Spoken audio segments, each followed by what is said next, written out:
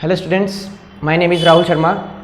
Today we are going to start with the first chapter of physics from class +2 जिसका नाम है electrostatics. Okay, let us understand the meaning of the name. Okay, electrostatics. Electro means charges and statics mean rest. तो यहाँ पर हम जो charges हैं वो कौन सी पोजीशन पे हैं, वो रेस्ट की पोजीशन पे हैं, उसको स्टडी करने वाले हैं. Okay, so first of all हमें जानना है कि इलेक्ट्रिक चार्ज क्या होता है. What is an electric charge? Electric charge जो है ये फिजिकल प्रॉपर्टी है मैटर की. Electric charge is the physical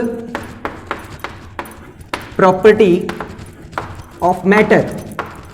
हमने 9th क्लास में अर्लियर हम पढ़ चुके हैं कि mass can exist without charge but charge can not exist without mass. अगर मास है, अगर मैटर है तभी चार्ज हो सकता है. ठीक है, तो चार्ज कहां पे होता है? चार्ज मैटर में होता है. ये मैटर की प्रॉपर्टी है और ये चार्ज आता कब है वो हमें जानना है. बट चार्ज को डिफाइन कैसे किया गया है कि charge is a physical property of matter. Okay, that causes electric and magnetic effect.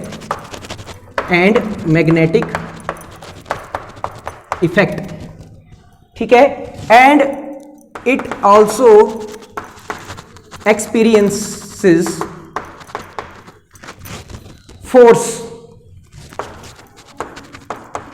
ठीक है, when it is placed in magnetic और इलेक्ट्रिक फील्ड, और आप बोल सकते हैं इलेक्ट्रोमैग्नेटिक फील्ड. जैसे जैसे हमारा सिलेबस आगे बढ़ता जाएगा तो आपको पता चलेगा कि इलेक्ट्रोमैग्नेटिक फील्ड होती क्या है.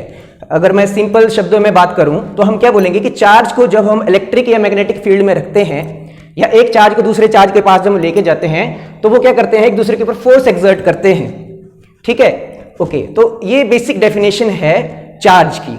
ओके, तो अब हमारे पास दो टाइप के चार्जेस होते हैं. चार्ज दो प्रकार के होते हैं, एक होता है हमारा पॉजिटिव चार्ज, दूसरा होता है negative charge. Positive charge and the second one is negative charge. अब ये कॉन्सेप्ट कहां से आया है पॉजिटिव चार्ज और नेगेटिव चार्ज से? वैसे तो आपने सुना होगा कि एक प्रोटॉन होता है और एक इलेक्ट्रॉन होता है. Positively charge and electron is negatively charge, आपने सुन रखा है. अब देखिए जो मैटर है उसमें चार्ज कहां से आएगा? अब देखिए क्या होता है, आपने केमिस्ट्री में पढ़ रखा होगा कि जो आपका एटम होता है, जो मैटर में जो एटम होता है, एटम में क्या होता है, एटम के सबसे अंदर क्या होता है, न्यूक्लियस. ठीक है, और बाहर शेल्स में क्या करते हैं, इलेक्ट्रॉन आपके रिवॉल्व कर रहे होते हैं. तो जो आपका न्यूक्लियस होता है उसमें क्या होता है, प्रोटॉन और न्यूट्रॉन होते हैं. ठीक है, तो आपने ये पढ़ रखा है कि जितने एक एटम में जितने प्रोटॉन होते हैं उतने ही इलेक्ट्रॉन होते हैं. ठीक है, तो जो एटम है उसमें चार्ज है, ऑलरेडी मैटर में चार्ज है, पर आपको चार्ज फील क्यों नहीं होता? जब आप एटम को टच करोगे, मैटर को टच करते हो तो आपको चार्ज की फीलिंग थोड़ी ना आती है, ना आपको कोई करंट लग रहा है, ना कोई आपको फोर्स महसूस हो रही है. तो एटम क्या होता है, एटम न्यूट्रल होता है. ठीक है, न्यूट्रल क्यों होता है? क्योंकि जितने प्रोटॉन हैं उतने ही इलेक्ट्रॉन हैं. दोनों एक दूसरे के इफेक्ट को क्या कर देते हैं, कैंसिल कर देते हैं. That is why atom is neutral.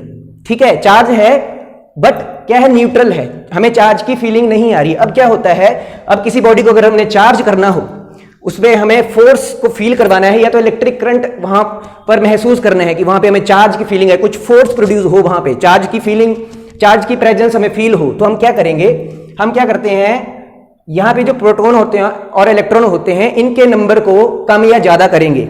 अब क्या होता है, कोई भी बॉडी पॉजिटिवली चार्ज कब होगी और कोई भी बॉडी नेगेटिवली चार्ज कब होगी? ठीक है, अगर कोई बॉडी इलेक्ट्रॉन लूज करती है, ठीक है, अपने इलेक्ट्रॉन क्या कर देगी, लूज कर देगी, उसमें क्या होगा, फिर प्रोटॉन ज्यादा हो जाएंगे, इलेक्ट्रॉन कम हो जाएंगे. ठीक है, अब उसके पास एक एक्स्ट्रा चार्ज आ गया, जो एक्स्ट्रा चार्ज आ गया उसको कैंसिल करने के लिए अब वो इलेक्ट्रॉन नहीं है. ठीक है, तो वो बॉडी क्या जाएगी, पॉजिटिवली चार्ज. बोलने का मतलब जब बॉडी इलेक्ट्रॉन लूज करेगी, ठीक है, अपने साथ कुछ इलेक्ट्रॉन का मास वो लूज कर देगी, तो वो क्या हो जाएगी, body positively charge. Negatively charge, अगर कोई बॉडी इलेक्ट्रॉन गेन कर रही है, ठीक है, अगर कोई बॉडी इलेक्ट्रॉन गेन करती है तो उसको हम क्या बोल देंगे, नेगेटिवली चार्ज. तो वहां पर भी वो मैटर जो होगा उसमें क्या होगा, कुछ वहां पे प्रोटॉन थे और इलेक्ट्रॉन पहले बराबर थे, वो न्यूट्रल था. ठीक है, जितने प्रोटॉन, अब कुछ इलेक्ट्रॉन उसने गेन कर लिए, ठीक है, तो उसके पास क्या आ गया, अब नेगेटिव चार्ज आ गया।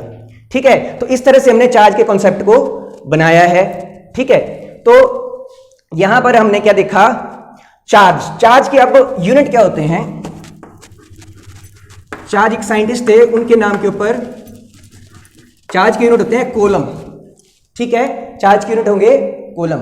अब यहां पर आगे जो हम देखने वाले हैं कुछ प्रॉपर्टीज चार्जेस की देखते हैं हम।